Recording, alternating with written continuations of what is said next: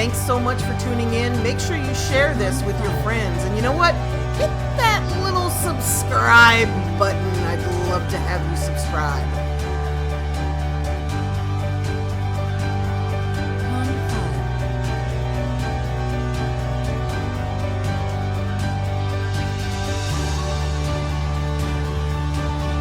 Hey, this is Wendy Day. Thanks for coming to my live stream. We're going to get started in a couple of minutes. So just chill out, kick back, and we'll be right with you with some great information.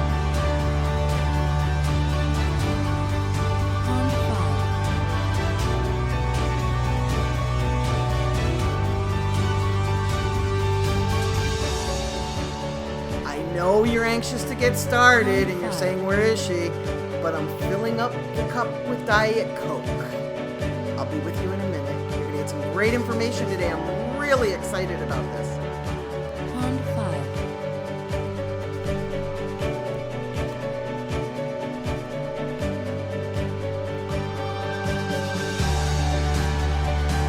Hey, I'm almost there. Bear with me. It's going to get started in a minute. Hey, thanks for tuning in, though, to the live stream. I'm so happy that you're here. I've got some great information for you today. Hang in. I'm almost there.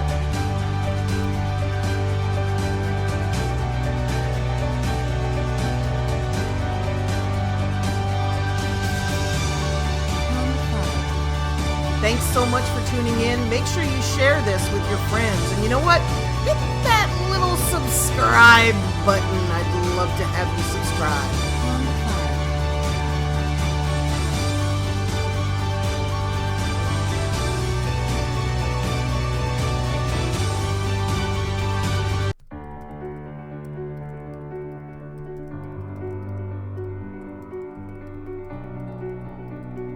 Hey, this is Wendy Day. Thanks for coming to my live stream. We're going to get started in a couple of minutes. So just chill out, kick back, and we're going to be right with you with some great information. Pond 5.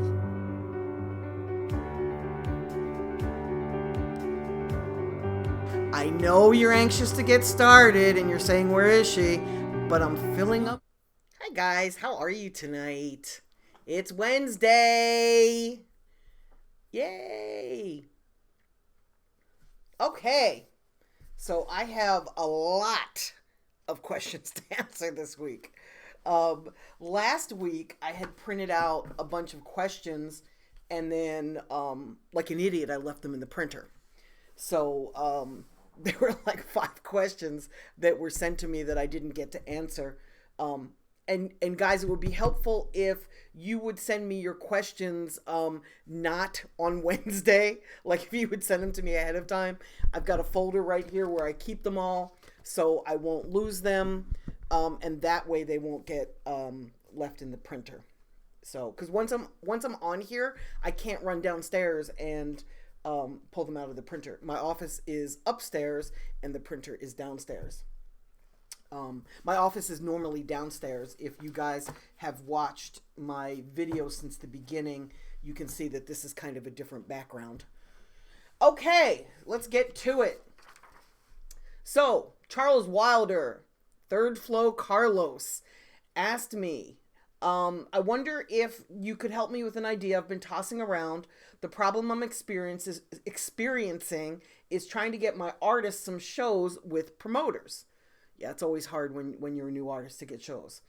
He's requested by the ones they have here in the Cleveland area, but they all want you to sell tickets to perform. Okay, if they're asking you to sell tickets, it's because they don't think that you can bring in enough of a crowd for them to actually pay you to perform. And that's something that I know a lot of new artists do. I've never done that with my clients. I don't, if the artist has to sell tickets, we don't need to do that show. Let me preface that.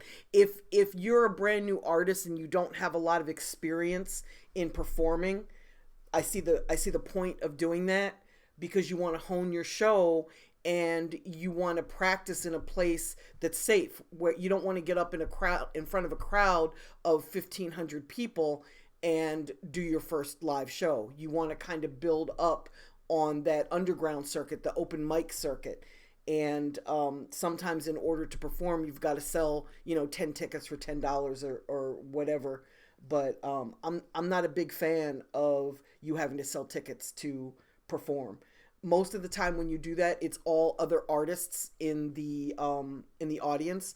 And what's the point of you performing to other artists? You want to perform to fans. Your goal in this is to build a fan base. Whether you want to do this independently or you want to get signed to a label, you've still got to build some sort of a buzz, some sort of a fan base. So anyway, let me finish reading his question because that's probably not what he was asking me. I feel it's time for us to move past this and start doing paid shows with the understanding that we can comp some to let a promoter know what we can do. The idea I had was to become the promoter myself, book some artists, and add mine as an opener. It's a good idea. I want to start small with artists that are up and comers, have a low booking fee, but at least have a small buzz going to help entice people during the promotions and the marketing of the show, about the same as mine. I was wondering if you know of any artists that fit this mold and how to contact them. Most artists have their booking information in their bio on Twitter or Instagram.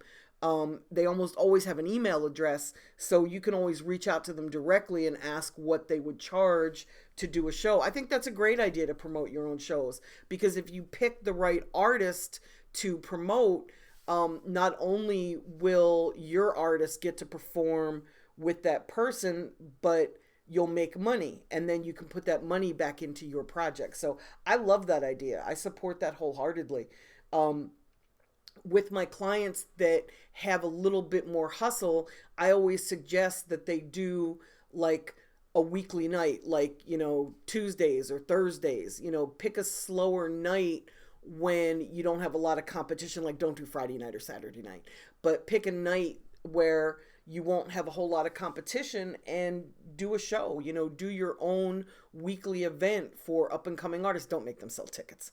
But do an event for other up and coming artists. Bring people in from out of town that have like a nice buzz, not too big.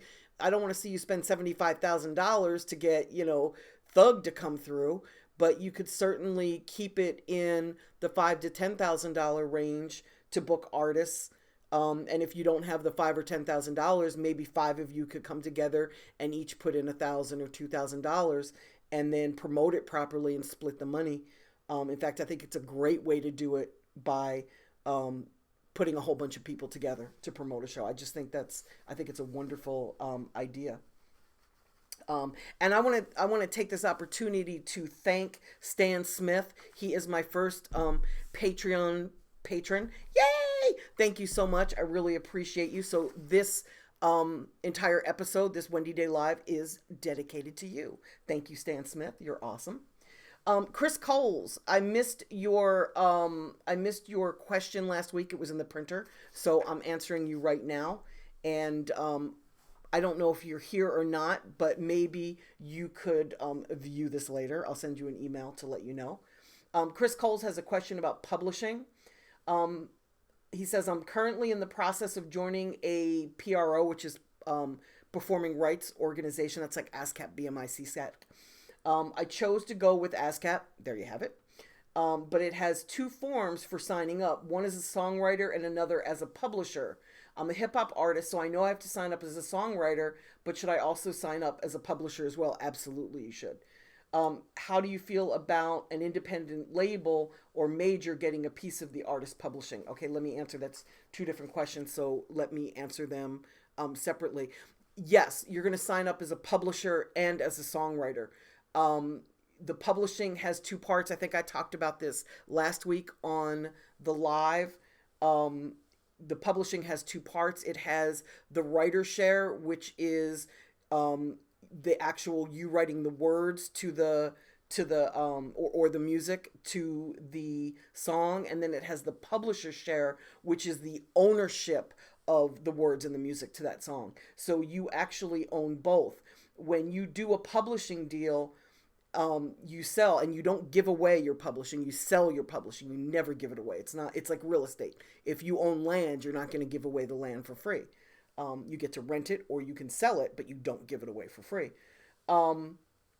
if you do a deal with a major publisher or an independent label or a major label, when they do that co-pub deal, you're going to split the ownership in the publishing portion of what you own. And you'll do like a 50-50 split on that, just so you know. Okay. I hope I said that right. Okay. Greg Matthew asked me, what does solid foundation mean? He watched my buying success video, and I said that you have to build a solid foundation. You can't buy the foundation. And he asked me exactly what I meant by that because it wasn't clear. So, a solid foundation is a fan base. Whenever I'm talking about building a foundation, I'm talking about building your fan base. And it's not something that you can necessarily buy. You shouldn't buy views or likes. And I think that was in the context where I actually said that phrase, but I'm going to go into more detail in a second. In terms of building a solid foundation, if you buy fake views or bots or fake followers or fake friends or likes or whatever, it might make your ego feel really good when you've got 100,000 people on Instagram. But unfortunately, when you start talking about what you're doing and the shows that you've got coming up and buying your merchandise, and you try to interact with those people because they're not real, they're not fans. And basically, it's like having 100,000 people out there that don't care about you, or they're not paying any attention to you, and it makes all the work that you're going to do on social media obsolete. So don't buy views and likes and followers, because it's really not about your ego. It's about building a fan base. And that's what a solid foundation means. The foundation of your career is also the basics. It's choosing your name carefully, like run a search to make sure that the name is unique and wasn't used in the 80s or the 90s, you know? And just spelling something differently doesn't work. Like, you can't be Jay-Z and spell it J-Zee. You can't do that. There's already a Jay-Z. It just kind of makes you look stupid to do that. So when you're deciding on what your name is, or if you've already got a name, like you want to use the nickname that you've had, you know, ever since you were coming up, just check the name to make sure that you can use it. You know, Google the name. Check iTunes to see if somebody else is using the name. Check the trademark office. They've got like a free search that you can utilize to see if somebody else has trademarked that name already. Because if you start using it, they will sue the pants off of you. Go to genius.com and do a search. See if there's lyrics out there by an artist that has your name. Go to a domain registrar like a GoDaddy or Google Domains, and see if the name, the domain name, excuse me, not the Google name, the domain name is available. Search the name on social media platforms to see if somebody else is using it. Because in a perfect world, you want your website and all of your social media to have the same name. Like on Twitter and Instagram and Snapchat, I'm at RapCoalition. And my website is rapcoalition.org. Well, I have a bunch of websites, but one of them is rapcoalition.org. And I just wanted to make sure that in building my brand, that I reconfirmed that name everywhere that I was posting. Like, I'm not at Wendy Day on Instagram. I'm not at Wendy Day on Twitter, because for me, it's all about building the brand of Rap Coalition and helping artists. Like, everything that I do on Instagram and Twitter is kind of like what I do here. I'm teaching, you know, I'm letting people know. I was really salty when I couldn't name my YouTube channel at Rap Coalition, because I already owned it. I already took it like 10 years ago when YouTube first came out, but I couldn't remember in what name I signed up. And when I went through Google to try to get the name back, they weren't helpful. I had to at least remember the email account that I used to sign up. And I've had so many email accounts, you know, over my lifetime, that I couldn't do it. So I wasn't able to name my YouTube channel Rap Coalition. I was really pissed off because, you know, I've spent 25 years building this brand. So another foundation is building a social media following by engaging people so that they follow you and become fans. Build fans out in the real world by promoting yourself in your local area. Increase awareness of your brand and your name by performing everywhere that you can for free. Perform at neighborhood events, showcases, any open mics where you don't have to sell tickets, clubs, etc. Make sure you tighten up the quality of your music. Make sure that it's professionally mixed and mastered. These are all the things that you do when you're building your foundation. I wrote an article about the 10 things that you need to do before you put out your music, even if you're putting out your music for free. So it's important to read that and follow that. It's talking about copyrights and signing up for a PRO and sound exchange. Make sure you're monetized, that you're getting your money. And then get to know and interact with the DJs, the music industry, and the tastemakers in your area. Reach out to them, get to know them, build relationships with them. You need relationships in this industry. It's the relationships that are going to get you through to the next level. Okay. I just answered that one. Yay. Okie dokie.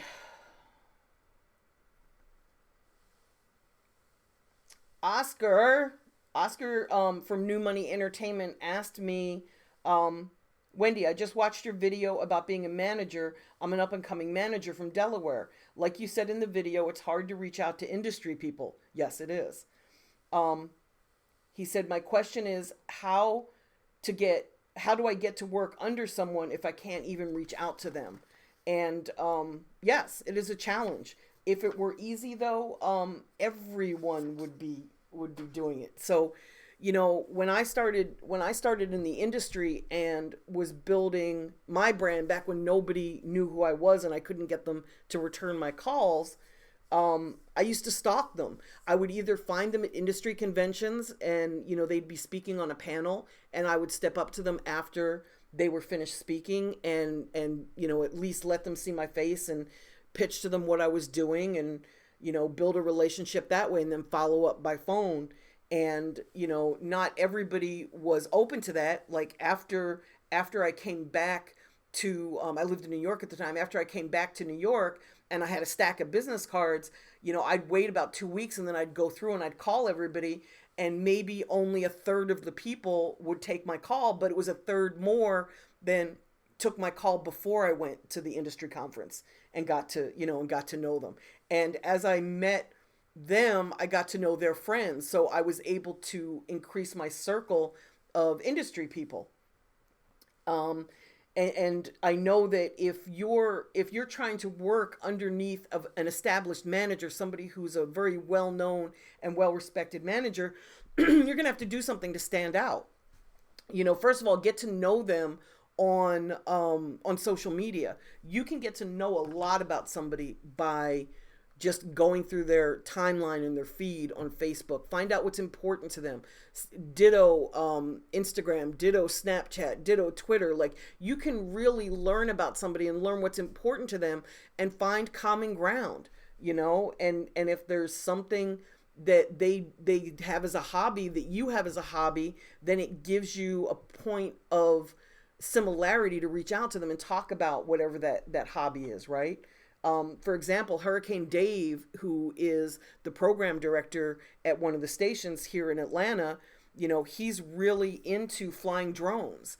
And if you're also into flying drones, you can find out exactly where he's going to be on weekends flying, and you can go fly your drone. Not that you should invade his space, because that would be stupid, but there's no reason to be flying why you can't fly drones with him. And then after you get to know him a little bit, let him know that you're an artist. Don't push up on him. Don't make him uncomfortable. Don't stalk him, for God's sake. But, there's no reason why you can't share something in common with somebody and build a relationship from that. Also, you can stand out by just doing stuff out of the norm, like stand out from everybody else. I remember my very first intern, her name was Joey. And Joey was super cool. This is back in the early 90s. Joey was super cool. But I didn't have interns and I didn't want interns. And Joey sent me a shoe. She FedExed me a shoe, a box with one shoe in it, brand new shoe, like a Payless shoe store shoe, like an $8 shoe. And when I opened the box and I'm like, what is this one shoe in this box? Like, it wasn't even a shoe box. It was like a box the size of one shoe. And then I saw there was a little note in, and I pulled the note out, and in really nice calligraphy, really nice handwriting, it said, now that I've got my foot in the door, can we sit down for lunch? Can I buy you coffee? And I'm like, oh shit, I thought that was so clever. And she stood out. So I made time for her. And she ended up, she worked with me, I can't even remember how long, like maybe 6 months, 9 months. But I paid her. She wasn't even, like, she was trying to work for me for free, but she was somebody that had value to me, and I felt that I wanted her as part of my organization. She ended up going on and starting a limousine company in New York for the, that took artists around that were signed to the major record labels and made like $1 gazillion doing it. Good for her. But she really stood out, and that's how she got my attention. So do creative different things to stand out if you're trying to, catch somebody's attention. Let me come over here and, wow, I missed a lot of stuff. Wow, was I talking this long? God damn, I will just ramble, won't I?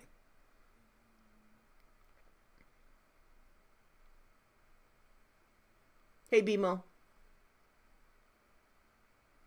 Thank you, Frank. How are you? Lewis, Tony's actually in the studio with trouble right now, so he's not cooking. That steak last week, guys, oh my God, it was good. I was hungry too. I hadn't eaten all day.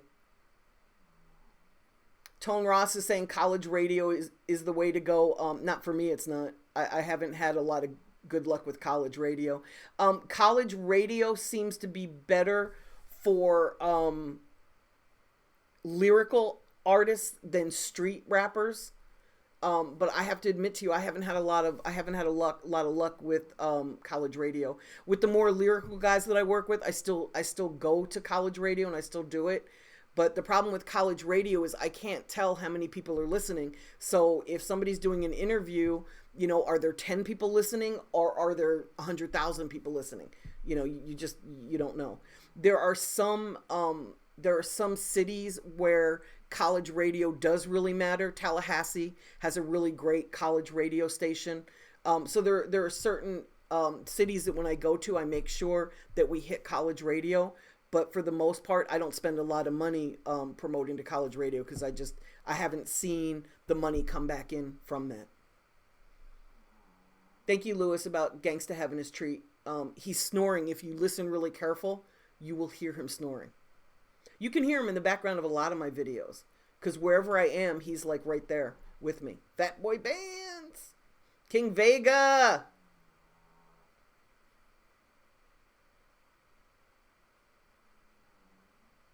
So Manager Ankh, is it hard to find when I'm live streaming? I didn't realize it was hard. You might want to subscribe because I think when you subscribe and you accept notifications, it sends you a blast on your phone and you can just press the button and it brings you right here. Genre, am I saying your name correctly? I had trouble with it last week too. Kill a Fuse! Welcome back. Hi, Hera. Thank you, Stan. This is your episode. You know that, right? Hera's diet liquor. That's funny. Actually, today I have diet root beer from Zaxby's. No, this is not a commercial. I haven't had root beer in so long, and I didn't know they had diet root beer, so I was really excited. So independent or signed hip hop artist. This is Ryan Fink asking me, what are good platforms to advertise your music and how much should you charge when doing shows? You've asked me two questions that I really can't answer because it depends on the type of music you make and what your budget is. when I start working any artist, whether they're signed or independent, and I don't work with artists that are signed to major labels because the major labels have that, like that's their job. Um, but we work the streets and we work online. I look at the internet like it's another market. I promote very heavily on the internet. We do Facebook ads, we do Google ads, we engage people on social media. We upload videos, we hit the blogs, we use SoundCloud, we use Audio Mac. When I put out a mixtape, we do Dat Piff, live mixtapes, Spinrilla, mymixtapes.com. So we do the full gamut, but how heavy you do one over another depends on the type of music that you make. And how much do you charge when doing shows? I've got 2 videos that Tony and I did together that we posted that talk about just that, about making money with shows. But basically, you charge whatever you can get. If you don't have a buzz, you're not going to get paid to do a show because the promoter wants to bring in artists that will make people come to the show and pay money for tickets, right? So unless you've got a decent buzz, it's going to be really hard to get paid for a show. When Trouble started getting shows, we had Ready at Radio. We knew that we had a single coming with Young Thug on his album, on Thug's album. We knew it was going to drop in January. We were at radio for August, September, and October of last year. And his show price started at $2,500 when he started getting paid for shows. Then it went up to $5,000 pretty quickly. And then once the Thug song dropped, which was Thief in the Night, it went up. I think it went up to $7,500, and then it went up to $10,000 pretty quickly right after that. He was on Key to the Streets with Lucci on Lucci's album, which helped a lot. Diamond Gutty, how are you? King Vega's asking where a good place to get customized memory sticks is. The price of memory sticks seems to change daily.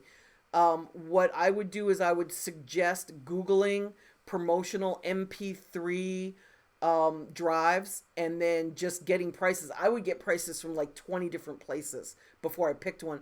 That's how volatile the prices are right now. And it's just because the dollar is fluctuating, the yen is fluctuating so viciously.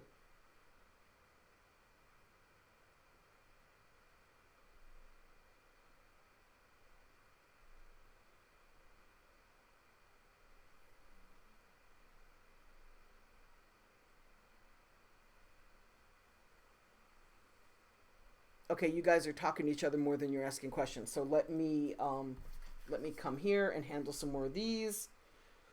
Okay. Extra Large Fury asked me, in the event an artist is not able to break even with their investor, what usually happens with the investment? Does the artist end up owing the investor? And no, the artist does not end up owing the investor. Investments by nature are high risk. So if your investor invests in you and your project doesn't go the way he thought it should go, then he takes the loss. And it depends on your contract, because if you sign to somebody for 7 years, then technically they have 7 years to put out your music and try to make the money back. But if you've got a clause in your contract, and you guys are all really smart because you come here every week, so you know that you're going to have a clause in your contract that says that if you don't reach a certain level of success within a certain time frame, like a year or 2 years, then you get to walk away. But no, you don't. If they invest in you and then you don't make money and they want to walk away, no, that you don't have to pay it back.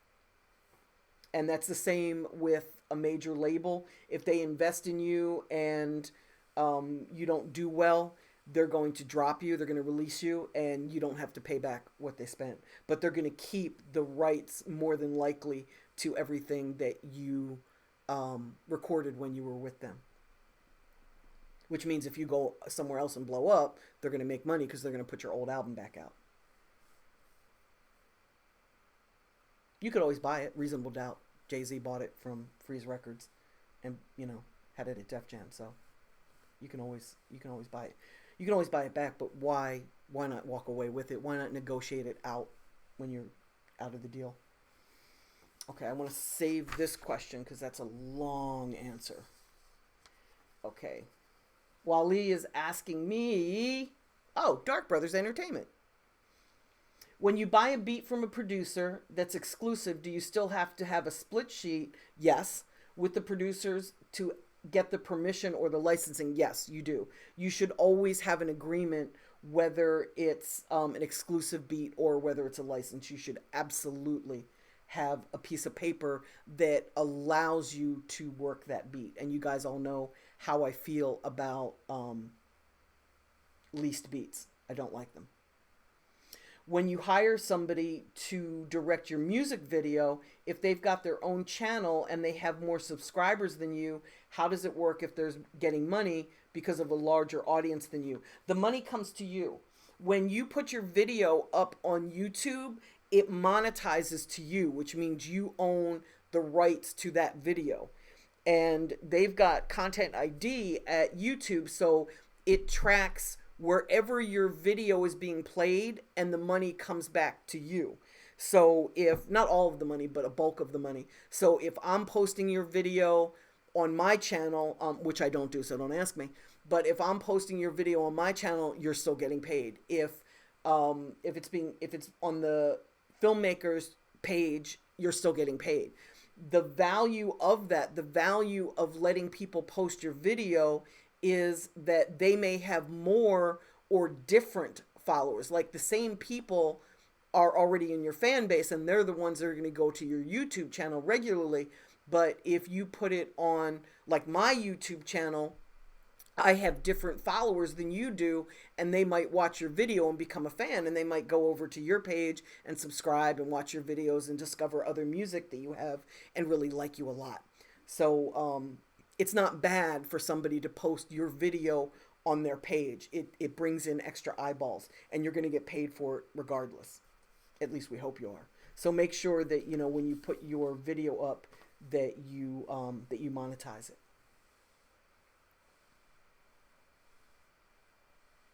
Okay, I think this is Chris King. You didn't sign this, so I'm not sure. I figure your name is Chris. I don't know what your last name is because there's a whole bunch of letters going on here. But you asking me, should an artist keep their personal and music social page separate? I'm guessing you're talking about Facebook, and absolutely. You don't need a personal page. You should only have the fan page. Personal pages max out at 5,000, and you need way more than 5,000 people checking out your page. So I suggest that you don't have a personal page and that you only have a fan page, because you can still interact with family and friends on your Facebook page, whether it's a fan page or a personal page. You can still interact, right? The whole point is to engage. Okay, Dark Brothers Entertainment. You asked me about song charts and what it exactly means, and do they have a monetary value, or is it just meaningless, something that the industry came up with as a hype machine? Yeah, going to number one is certainly some hype, right? The Migos are feeling that hype right now. All a chart is, and I'm not a big fan of Billboard. I've never been a big fan of Billboard, especially now. I don't see the point of Billboard. But what a chart does is it tells you who's getting the most spins at the radio stations that Nielsen tracks, that BDS tracks. And they put them in order. So if you're getting 4 spins and I'm getting 3 spins, and this little monkey here is getting 2 spins, then you're number 1 on the chart, I'm number 2, and the little monkey guy is number 3. So it's a ranking system that was developed to sort of give labels a way to track the work that the radio guys are doing. If you're number one, obviously, or if you're even in the top five or the top 10, it gives you bragging rights.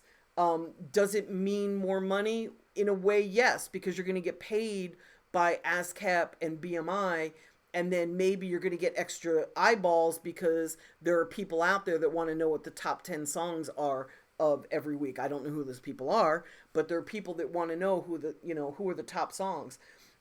Rather than focus on ranking, though, I focus on audience. So when I go for radio with an artist, I'm only going in a regional area. I don't go for radio in the whole country. I just do a region at a time.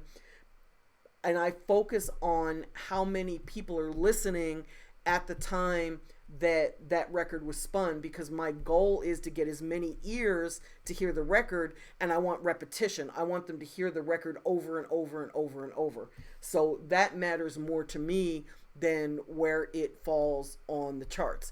Also, when you're buying radio in a region, the highest you can get on the chart is like, number 40 to number 80, somewhere in there.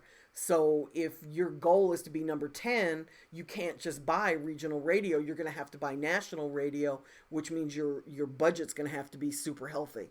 For a song like when Lucci went to number one back around Thanksgiving, they spent over $200,000 at radio to get that reaction.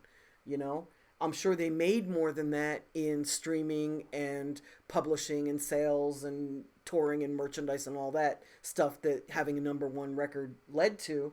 And I think it took them about 9 months. Let's see. April, May, June, July, August, September, October, November. It took them a good 7 to 8 months to get to number one. But to think it's a game, it was worth it. He wanted the bragging rights of being able to say that, he got to number one with Rich Homie Quan the year before, and he wanted to be able to say, hey, I'm an independent label, and like, he's truly independent. He's distributed through Empire. So he got to say, I'm an independent label, and my artists, two different artists got to be number one, which is amazing for an independent label. Before Rich Homie Quan got the number one slot, an independent artist hadn't done that since 2002. So that was kind of impressive. It broke a 13-year streak of the majors only having an artist at number one. So it was kind of cool. Okay, I'm going to answer this one, but I'm going to answer that one with that one because it's kind of the same question. That's kind of the same question. You guys are all asking me about building a buzz. Okay, I think I answered this one last week, but just in case I didn't, this is Dark Brothers Entertainment again. Forgive me if I'm repeating myself, but you asked me about the percentage and the breakdown for management when it's an artist overseas. Do the same rules apply internationally? And yes, as a manager, you're going to get a percentage of whatever that artist owns, whether it's domestically or internationally.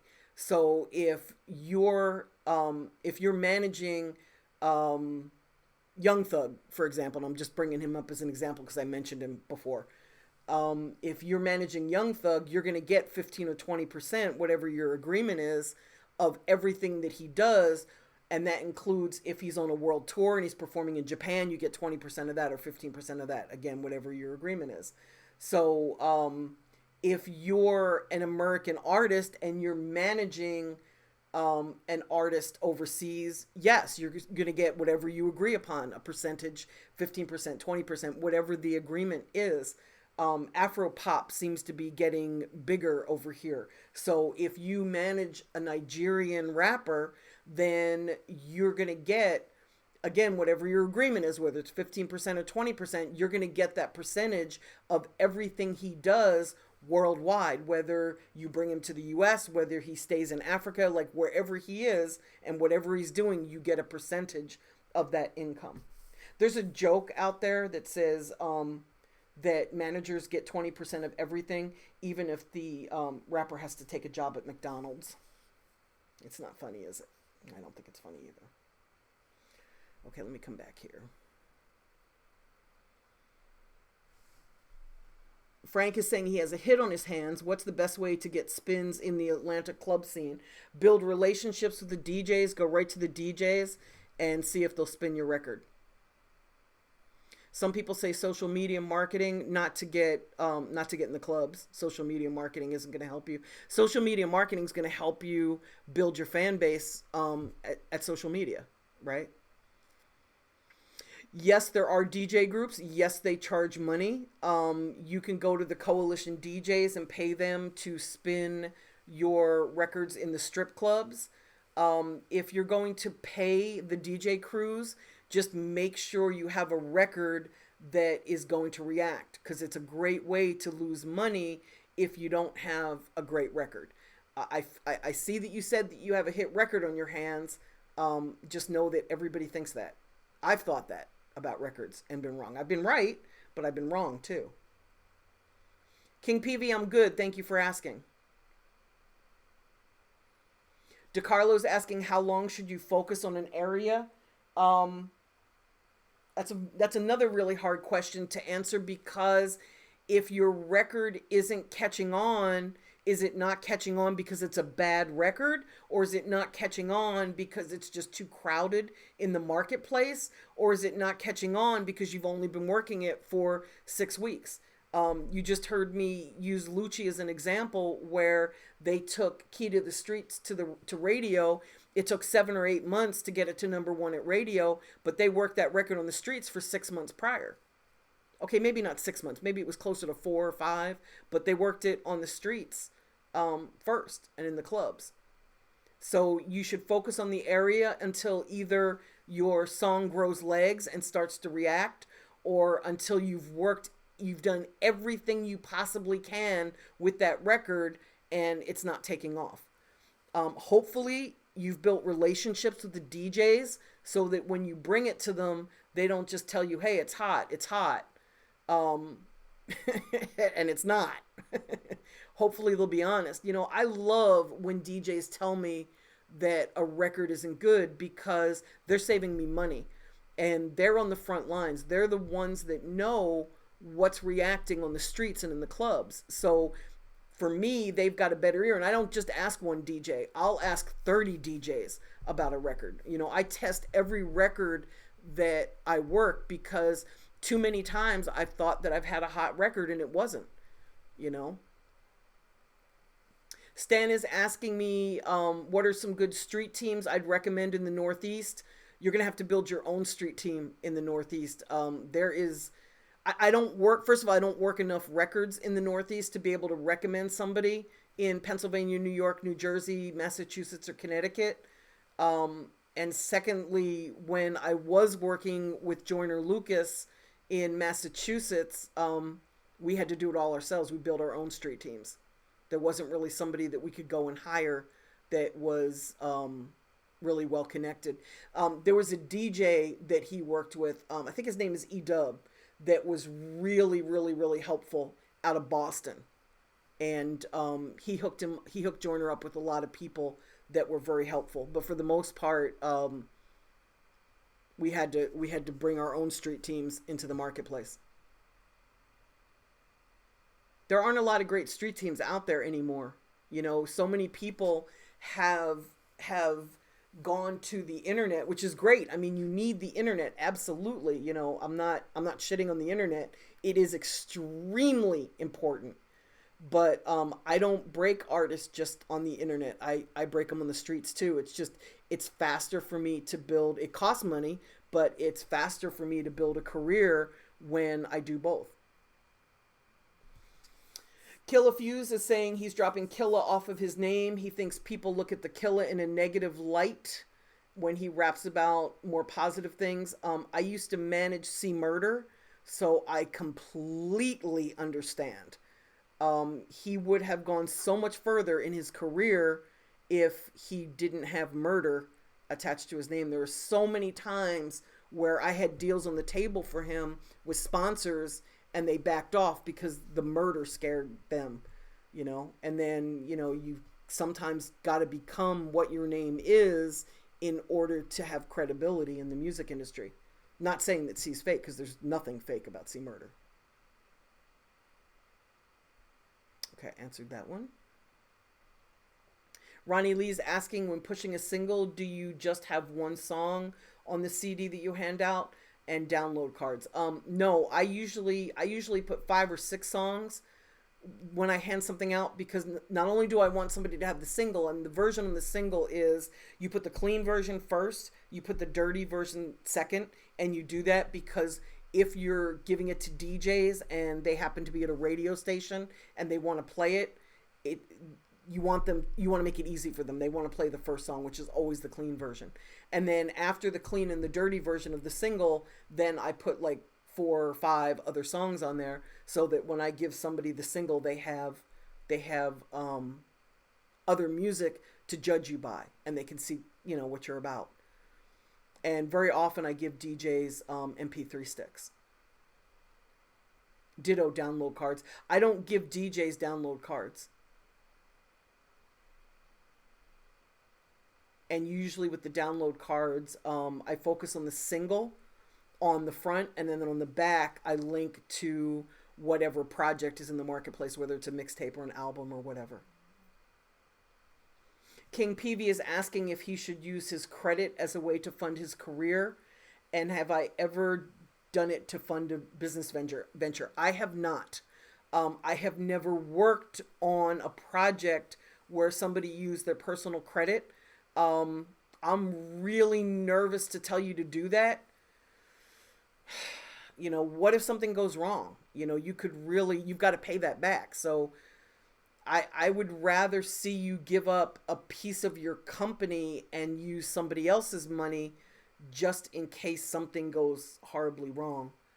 And it's hard for me to say that, it's not hard for me to say that when I think about it, because even if Drake had come to me before he blew up and said, Wendy, should I fund my company with my personal credit? I would say, no, I do not think you should fund your company with personal credit. So there you have it. There's the answer.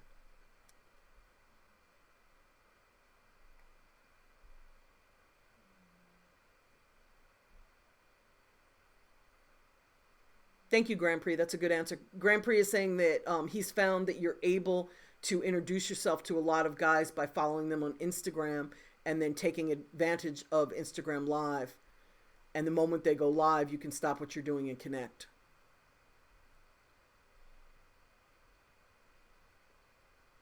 Nice tip, Grand Prix. My man. I've known you a long time. He was a rapper, and he was everywhere in Jacksonville. He was hanging up posters. Was it a roller skating rink? But you were everywhere. Like, your hustle is undeniable. John Fergus saying he has a lot of songs that he produced, that he wrote the hooks, but he's got a raspy voice and these songs are hot. Do I not know anyone to do the reference tracks for him? Should he do them himself? I think it's a great idea to get somebody to do the reference tracks for you, especially if you are, especially if you're writing songs for women. I don't know that you want to do the reference track yourself. You might want to have a female sing it. I mean, guys that buy music and songs, like, they get it. They can hear anything. They could hear like a dog barking the lyrics and get it. So it doesn't have to be overly tight. But I just feel that if you make it as easy as possible for them to latch onto something, instead of having to like listen with ears that are fixing songs and connecting the dots, I just think the easier you make it for somebody, the better chance you have of success.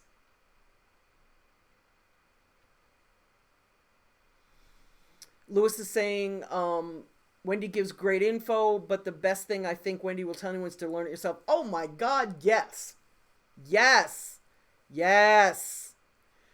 Take what I'm saying, but build on it. Go listen to, because this is my opinion, right? So go listen to other people. That doesn't mean, like, if we say opposite things, that doesn't mean that somebody's wrong. It just means that I'm giving you information from my 25 years. So I can only tell you what I know and what I've done.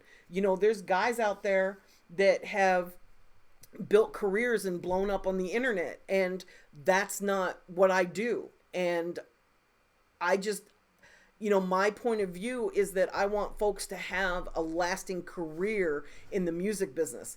And I just haven't seen anybody blow up solely on the internet that's got a great, really deep career. I'm looking at Hobson, and I'm looking at, guys like him that have really blown up, and I'm watching them. But I want my artists to be bigger than that. I want more success than what they have. And what he's done is amazing. That's not a diss to him at all. And I'm just pulling him out of the, out of the sky randomly.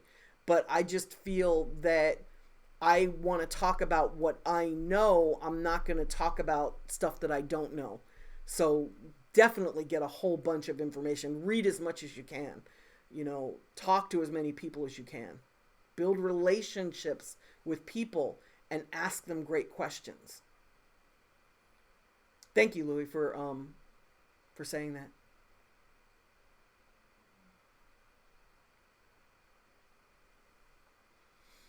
Yes, Stan. We do use Facebook and Google ads.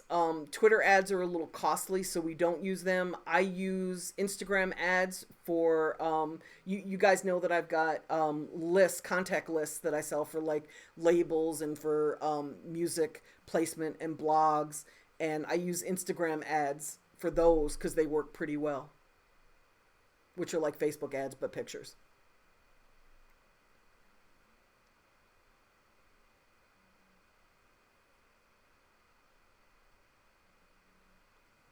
Desario is saying that you were contacted by iHeartRadio and they wanted to do a tour with a legendary artist, but getting in contact with that artist was an exercise in futility. Absolutely. I feel your pain.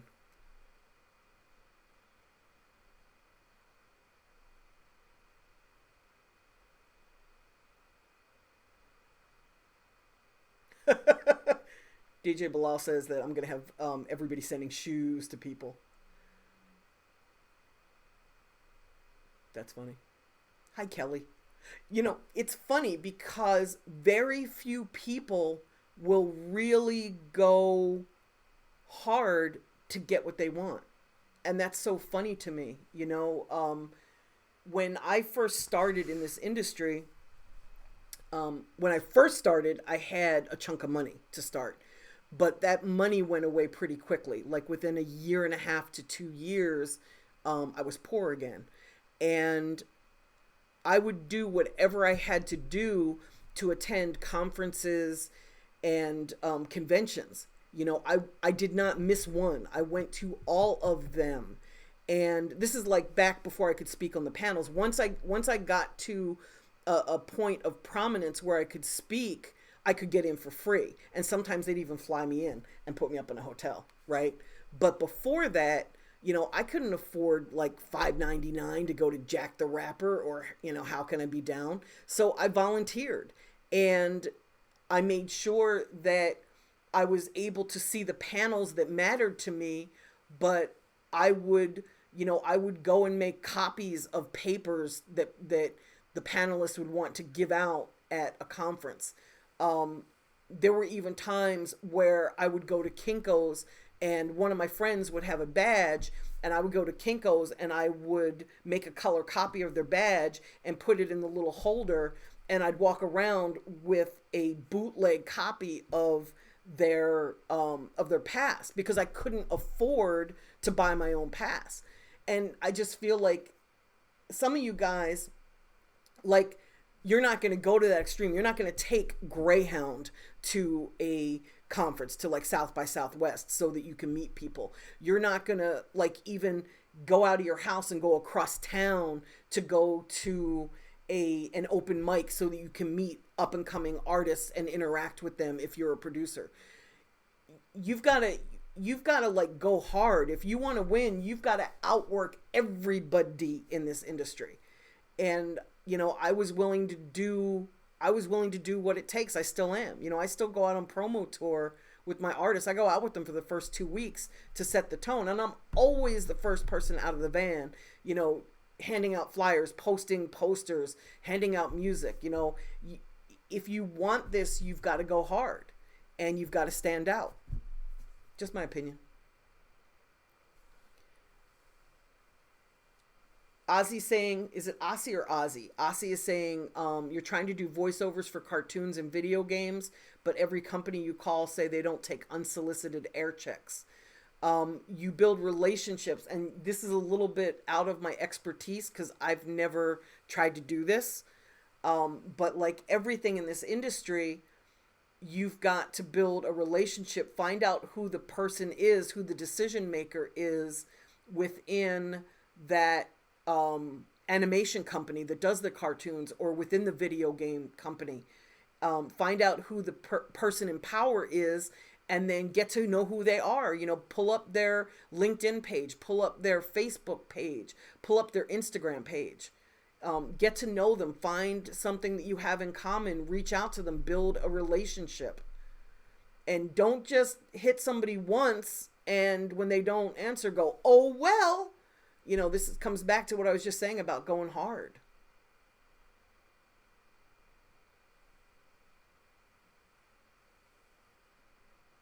Thank you, Kelly Jacobs. Yes, Lewis, branding. Yes. Yes, you're a product. Your music is a product. You're building a brand. Diamond Gutty's asking me, what if you're coming from a small town? Okay, so I'm assuming you're not willing to move someplace where it'll be easier. So you want to stay in a small town and blow up. In a way, it's a lot easier to blow up in a small town because you're going to be a big fish in a small pond, right? And you don't want to blow up just in one town. You want to work all the towns around your town. And then once you've blitzed them, you want to work all the towns around those towns, and you want to keep going further out and further out. Kind of like when you throw a pebble in the water and it moves out. That's what you want to do. You can't just blow up in your town and succeed. You can't just blow up in Atlanta alone and succeed. You won't make enough money to be able to pay back what you're spending to promote. You're going to spend more money to promote than you will ever make in just one town. But yes, you should build your empire there first and then take over and then spread out. You nailed it. Absolutely.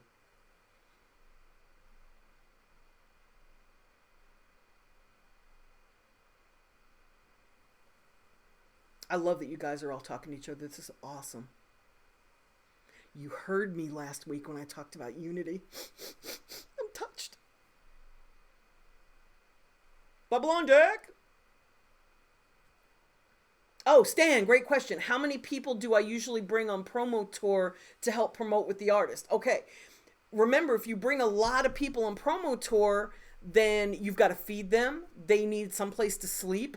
And I'm pretty kind when I do a promo tour. I don't put like 8 people in one room. I know a lot of you guys do that, but I want my team to be well rested so that they can get up the next day and really go hard. And I want everybody in one vehicle, and usually we'll use an SUV or a van, like a small van, like a soccer mom van. So for me, 4 people is ideal on a promo tour, because if you're really poor, you can fit 4 people in a room. And I realize guys don't like to sleep next to each other, so one goes under the covers, one goes over the covers, or you flip, heads at one end, feet at the other.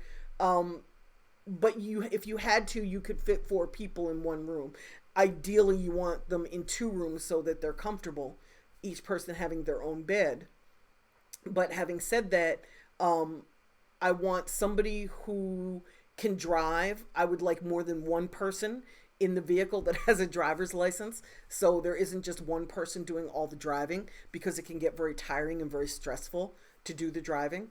I'd like to have somebody who has some ability to film and have an eye for video and be able to edit on their laptop at night. I would love to have a video person there. And some artists want to have a DJ with them or a hype man. So there's your 4 right there. and of course the artist. And if you're a group and there's two of you, then you've only really got room for two more people. But I try to keep the numbers as low as possible. You can figure on promo tour you're going to spend somewhere between $200 and $300 a day on the road. That includes hotel, gas, everything, roughly. Also, the more people you have, the slower it is to move around. I noticed that with Trouble. Like when Trouble brings like 4 or 5 people with him to a show, he can kind of move a little bit more easily. But when he gets like the 15 passenger van and brings the homies, and there's like 12 people on the road with him, everywhere we go, we run like 30 minutes late, because getting everybody to move at the same time, even stopping for gas, is a 30-minute chore, because 2 people want to go into the store, somebody wants to go pee, then they come back, and then somebody else wants to go. It's never easy. You know, when you've got 3 or 4 people to worry about, you can kind of move around quickly. You meet in the lobby at 8:00 at night, you're in the vehicle by 8:05. When there are 12 of you or 10 of you or even 8 of you, you meet in the lobby at 8, you don't get out of the lobby till 8:15, I promise you. For some reason, you're always waiting for somebody, and it's annoying. Denise, you had a rough day? I love you, girl. Frank is asking me what my process is for breaking records in the club. It depends on the city. There are cities where I don't have the relationships with the DJs to break records in the club, so I will hire somebody that is well respected from that area. And this is kind of where my experience comes in handy, because I've been doing this for so long, and I've been in so many different cities that I've got relationships. And then if I don't know somebody in that city, I certainly know somebody who knows somebody, right? I can go on my Twitter and say, hey, does anybody know somebody in San Marcos, Texas, which is a town like this big, right? And inevitably, out of the 30,000 people in my Twitter feed, somebody will know somebody, or 2 people in San Marcos. So I'm kind of fortunate in that respect. But when you're starting out and you don't know somebody, your goal is to find out who the legitimate people are in that area. So if you're working Birmingham, Alabama, and you're from Atlanta, you might not know anybody in Birmingham. You're going to have to find somebody that's entrenched in the industry who's trustworthy. And this is where your network comes in really handy. And you're going to get to know people pretty quickly when you do this, because you're gonna need to come into that city, and you're gonna need to have somebody that can be the ambassador and show you around. And it can't be somebody who's a fuckboy, because you don't ever want to be in a situation where you're being introduced to people through somebody that they don't respect, because guess what happens when you do that? You don't get respect. New Vintage is asking how you build a street team. The way that I do it is I find people that are hard workers, and I engage them to come and help us for a couple days, like right before we come into a city and then right after we leave. I use colleges a lot, and high schools. There are people at colleges whose sole function is to find jobs for their students, and I'll reach out to them. Or if this is where college radio comes in really handy. I know we were talking about that Grand Prix, but I'll reach out to the college radio folks, and I'll say, hey, who are some people on your campus that you feel would be great to,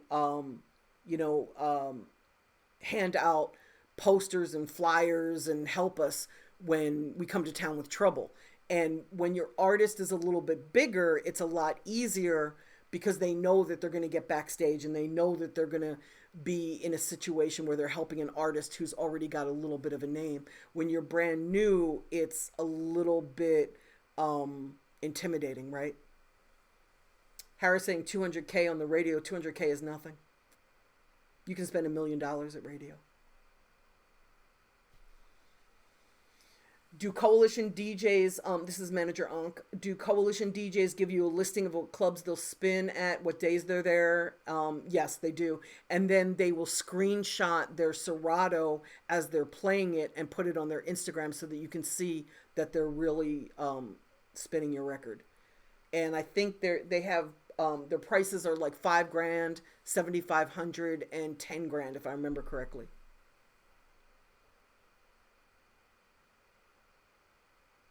Grand Prix saying all the great street promoters that he knew have retired because there's not enough money in it anymore. Yes, that's true. You know, it's always been that way, Grand Prix, though. You know, it's something that always cycled through pretty quickly. Like my street team guys would be great for 6 months. Like they would go hard for 6 months. And then after 6 months, I'd be looking for new people because they would have a little bit of a different attitude about their job. Either they would really hate it because it's a lot of work, or they would be trying to get to the next level and grow, and they'd want to do radio, or they'd want to do marketing, or they would want to do jobs that I didn't necessarily need them to be doing. So street promoters always cycled through pretty quickly. Ulysses, I don't listen to music. No, if you sent me a song, you'd be wasting your time. I get way too much music from you guys. So instead of playing favorites and just listening to some of you, I don't listen to any of it. Also, the truth is, Ulysses, it doesn't help you for me to listen to your music. It doesn't, there's no benefit. What matters is you building a fan base. I wouldn't know if your music was good or not, honestly. I would need the feedback from DJs and fans to know if your music was any good. Desario saying assemble some of your biggest supporters as a street team. Absolutely. You know, that happens a lot. Whenever we go into a different city, you know, Tony and I are always on Instagram talking about like what we're doing. So if we're in Birmingham, we're talking about the fact that we're just pulling into Birmingham, and people will come and find us. And it's amazing because I never say where we're staying, but somehow people always find us. And if you have a rap vehicle, you're not hard to find. Desario saying, assemble your biggest supporters, get them to wear your branded t-shirts. Yes. Hand out product and blitz an area and give them some sort of incentive, establish a presence. If they're really great at what they do, hit them with some money too, because obviously you're going to feed them while they're working for you. But if you can incentivize them by paying them for what they've done, the next time you come into the city, they're going to drop whatever they're doing to come help you. New Vintage is asking me the best way to get a buzz on a debut project. There is no best way. It's just work. Blitz the streets, blitz the internet. Put your project up on all of the, like every site where somebody could download it or stream it. You know, it's funny. It all comes down to that one question. How do I build a buzz? It's amazing to me. That's the question you guys ask. Sun Twisted is asking me, are business cards worth giving out anymore? I haven't given out a business card in so long because so many people pull out their phone and ask me for my number. I use business cards as download cards. I use business cards to put all the links for my artists on, and I give them out the way I used to give out CDs. I still give out CDs.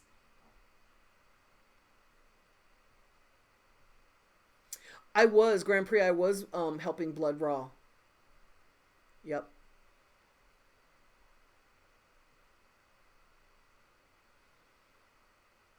Genre's asking, is $2,500 a month a good enough budget to build a fan base with? It's going to build a small fan base. I'm not going to tell you no. $25,000 a month would be better, but you gotta use what you have. Do the best you can.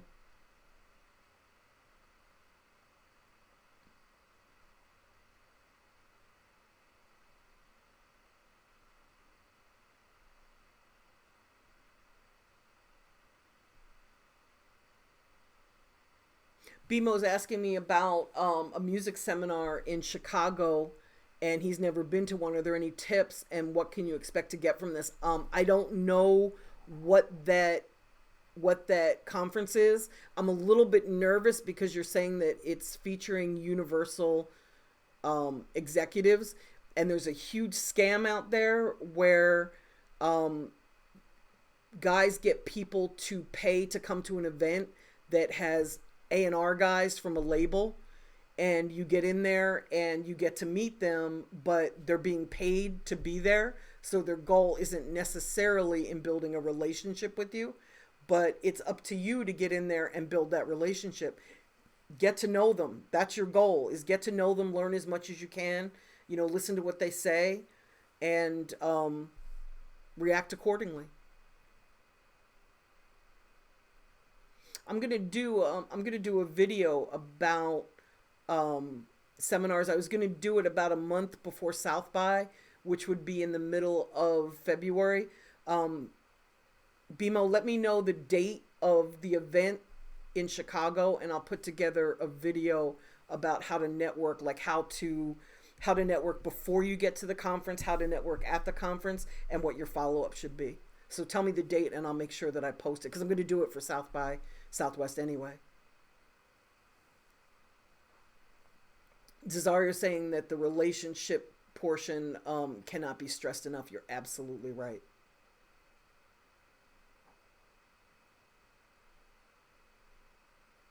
Louis, exactly. That's what we did.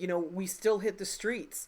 And the great thing is, D-Day is an excellent example, because with D-Day, we came back through every area like 2 or 3 times. And we could tell we were making headway, because when we came back in the second time or even the third time, the reaction was much different to him. It was much more positive than the very first time that he came through. And he's still plugging away. Like, he's about to drop a mixtape with Kid in the next couple of weeks.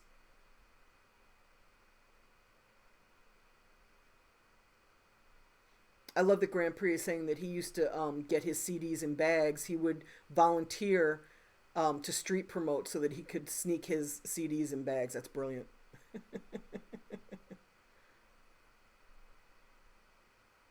Yeah, volunteering is great. It's a little bit harder with South by to volunteer. You still can. It's just that it's so expensive to stay in the hotels in Austin during South by. You could be spending $400 a night to stay in like a Motel 6, So it's a little bit harder to volunteer for South by Southwest, but it's the panels at South by are incredible, especially for the internet side of South by, which is like 5 days before the music portion. I think it's called Interactive, South by Southwest Interactive. It's without a doubt one of the best conferences I've ever been to. Ronnie's asking, who should an artist build relationships with besides producers and engineers? Gosh, everybody, DJs. You want to build relationships with everybody. The tastemakers in your area. They can be so helpful because people turn to them to find out like who's hot and popping. So you want relationships with the tastemakers. You want relationships with managers. You want relationships with everybody, like people like me, so that you could ask questions. For those of you that have realized, when you send me questions by email, I actually answer them. So, use me as a resource. Don't hit me with like 8 million questions, and don't hit me with something that you could have learned on your own or you could have watched a video, because I'm just going to send you the link to the video.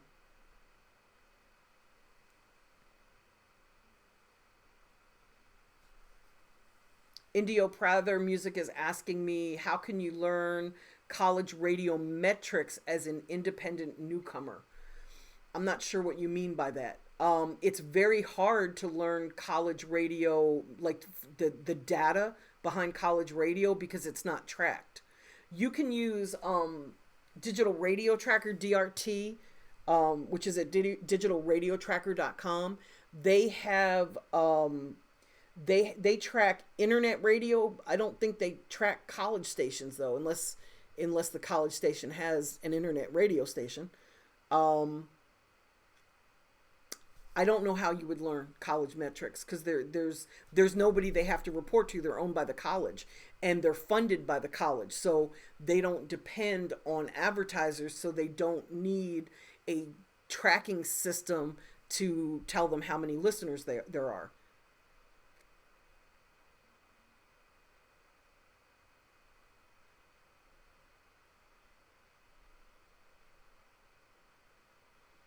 New Vintage is telling me I need to start an indie label. Oh, what do? Oh, thank you. I do not need to start an indie label. I so misread that. Okay, let me try this again. New Vintage is saying, "Hey Wendy, what do you need to start a brand or an indie label? What's the best way to begin somewhere like Monroe, Louisiana?"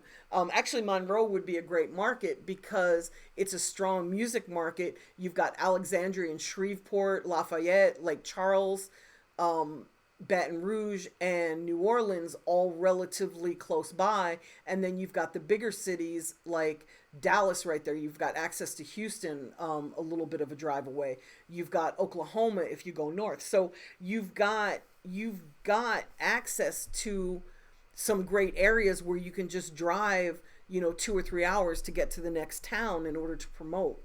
What do you need to start an indie label? You need money. You need funding. What a label does is they market and promote for the artists, and then they share revenue that they collect with that artist based on the money that they've spent. But you need a budget to be a label. People sign to you because you've got money to market and promote them. Dante Jones, thank you. Yeah, I have no reason to lie.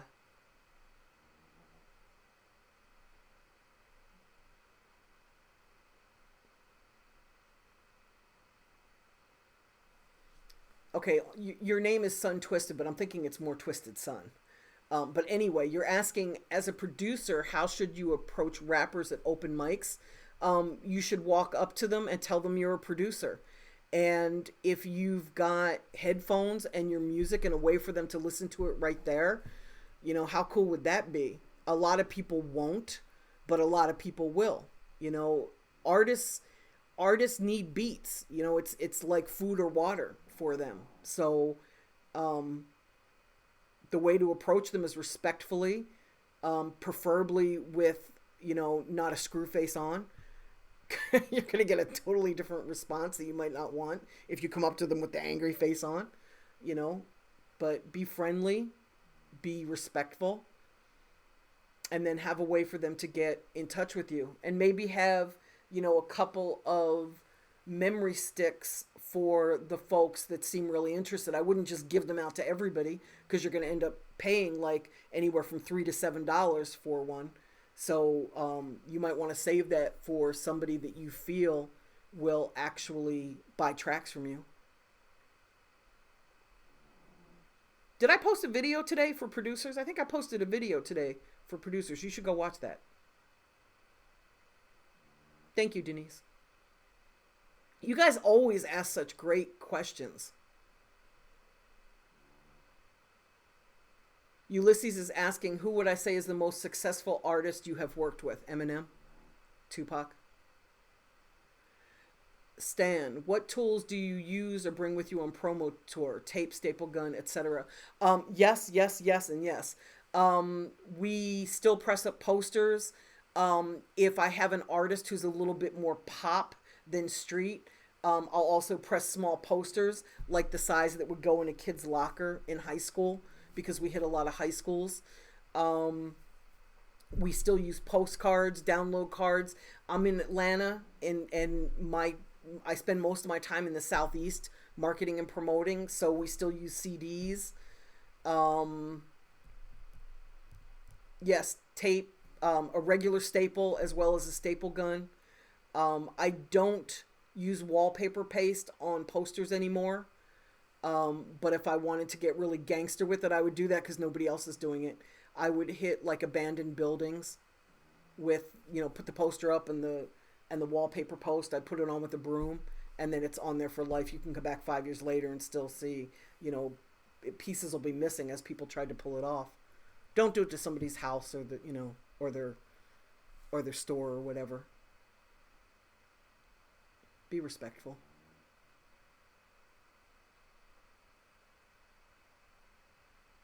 February 7th. Okay. Yeah, would you send me the flyer on that? Let me see if it's some bullshit, BMO. Thank you, Desario. Okay, Flow Boy. Is a taxi account? No. I'm not a fan of taxi. I don't know any rap artist who has gotten signed through taxi. and I'm not into rock, so I don't know if it's great for rock. They've been around a long time, but no, Taxi is Taxi is not useful. Build a fan base, boo. Build a fan base. The light in my house is flickering. Did you see that? I thought I was about to pass out or something. The light bulb, it's going in and out.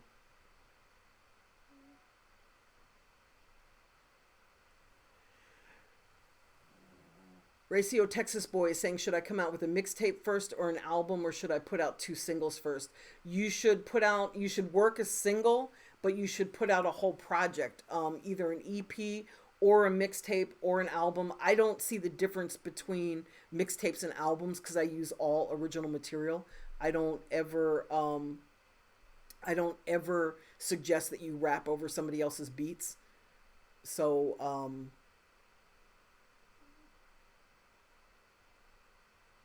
no, Julian, that does not sound legit. It sounds like a scam to me.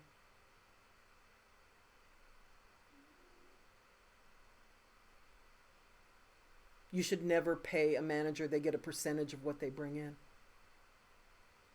Desire, it's next to impossible to rip a poster down. The last time I wallpaper pasted some posters, it was in Memphis, and I think it was Mary J. Blige. And it was a long time ago, and those posters are still there. Ronnie Lee, the most interesting thing I remember about Tupac is his sense of humor. He was funny as hell. He was really funny. Like hurt your stomach laughing type funny. He was very funny. Frank is asking me how effective would wrapping a vehicle be. I do it for some artists. I don't do it for others. To me, it's like a moving billboard. If I'm in an area where there's still a lot of people that do it, then I don't, because I want to stand out. But if I'm in a place where nobody else is doing it, then I have no problem. I know a lot of people think that that's old school, but to me, it's still like a moving billboard. Like, people notice it. Desaria, that's funny. The belly posters. I think I still have Do or Die and Twisted posters somewhere on the west side.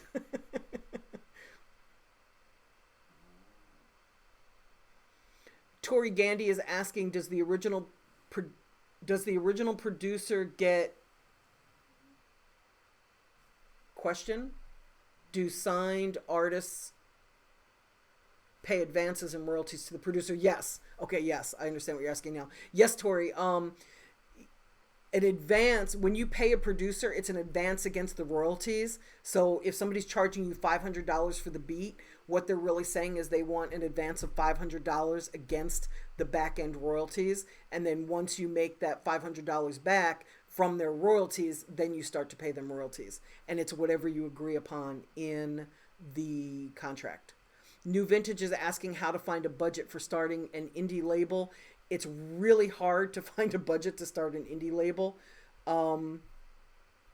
Usually an accountant will charge you $5,000 or $10,000 to put together a budget.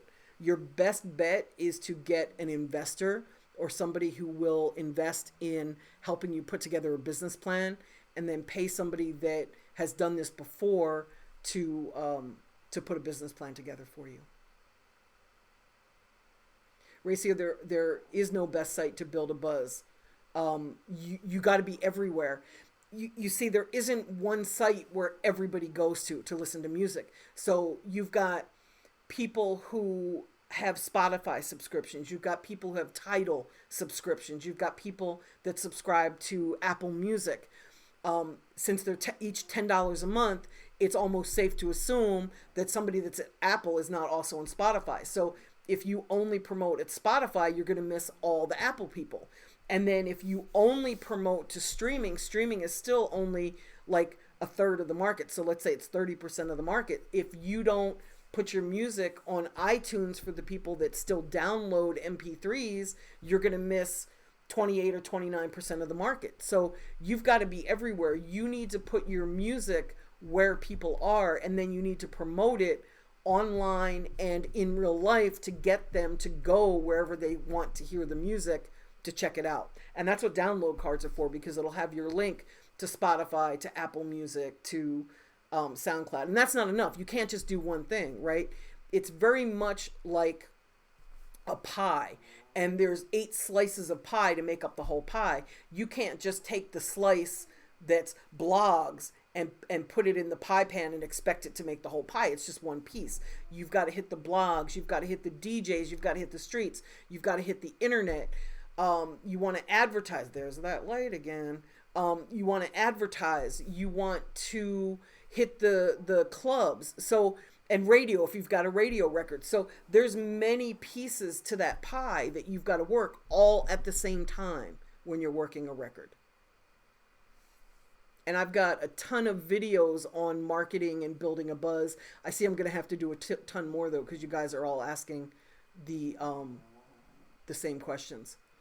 Julian Murphy, no, selling CDs out of the trunk doesn't work anymore.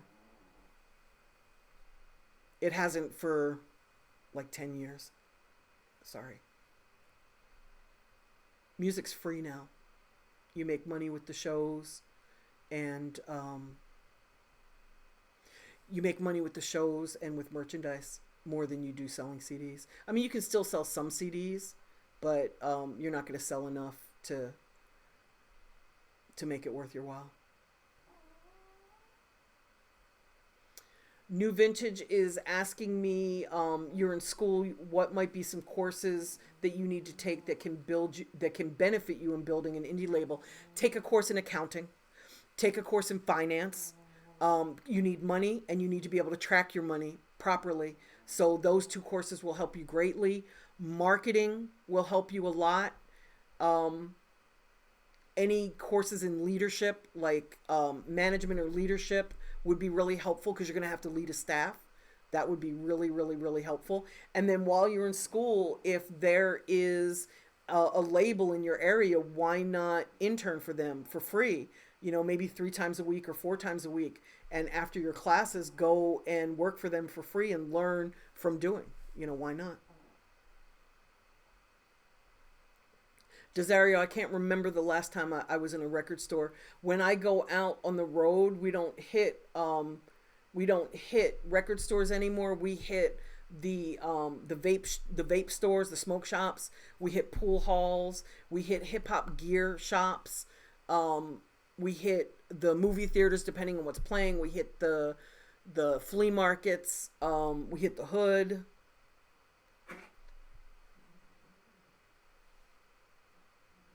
I think a squirrel just slid down my roof. I heard like a noise. Okay, guys, so I've been doing this for an hour and a half, and I'm a little bit tired now, so we're going to call it a night. Thank you for tuning in. I do this every Wednesday night at 7 p.m. Eastern Standard Time, as you know, and I post videos on Monday, Wednesday, and Friday, and I'm going to post a networking conference video before February 7th. And we'll talk about like how to get ready for South by Southwest and for your conference in Chicago that you're going to be attending. Guys, thanks for tuning in. I appreciate you guys so much. And this will post. So if you missed any of it, you can go in the archive and you will be able to pull this up. It takes about maybe 15 minutes and it'll archive there. Thank you, guys, or you can find it at rapjules.com. Have you guys found RapJules yet? rapjules.com. It posts all of my videos in order, because I know it's a little disorderly on YouTube. Okay, guys, take care.